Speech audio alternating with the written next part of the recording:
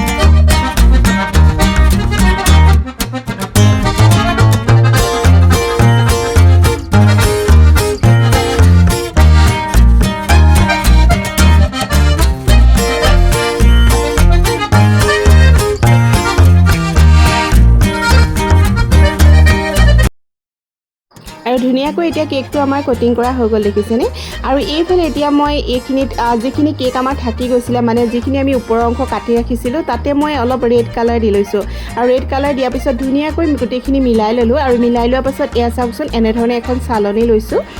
যিখনত আমি ময়দা চালোঁ বা শুকান কিছুমান গুড়ি চালোঁ নহয় সেই তেনেকুৱা এখন এনেধৰণে চালনী লৈ লৈছোঁ আৰু চালনীখনৰ ওপৰত এনেধৰণে হাতখনে এনেধৰণে কৰি দিছোঁ আৰু তেতিয়া ধুনীয়াকৈ এনেধৰণে ওপৰত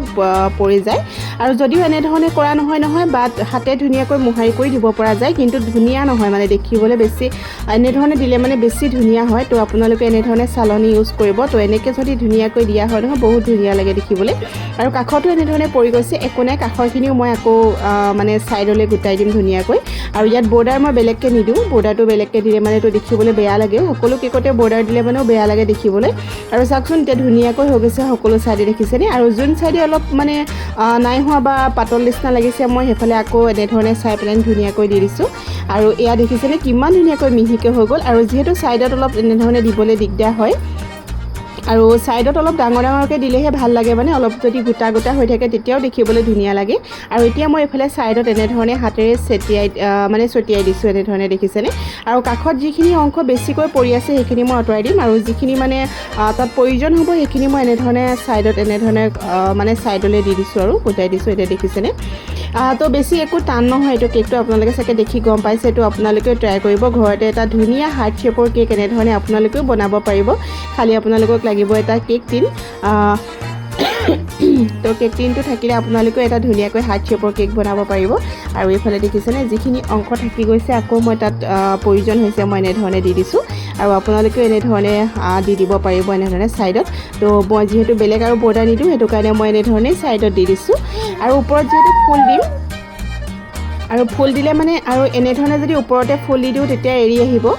তো মই কেনেকৈ ফুলকেইপা দিছিলোঁ সেইটো ক'ম বাৰু আৰু মই নজেল এইটো সৰুটো ইউজ কৰিছোঁ নোৰ 44 আৰু যিহেতু মই ক্ৰীমটো কমকৈ ফেটি লৈছিলোঁ আৰু এতিয়া আকৌ ক্ৰীম অলপ ফেটি লৈছোঁ তো সেইটো কাৰণে মই কেকটো এতিয়া ফ্ৰিজত ৰাখি দিলোঁ আৰু এইফালে নোৰ 44 নজেলটো লৈছোঁ আৰু এইফালে আকৌ মই ধুনীয়াকৈ ক্ৰীম অলপ ফেটি ল'লোঁ যিহেতু ফুলৰ কাৰণে অলপ ক্ৰীমটো মানে অকণ বেছি ফেটিব লাগে তো তেতিয়া মানে ধুনীয়া হয় মানে ফুলপাহ অলপ টান দৰে লাগে নহ'লে মানে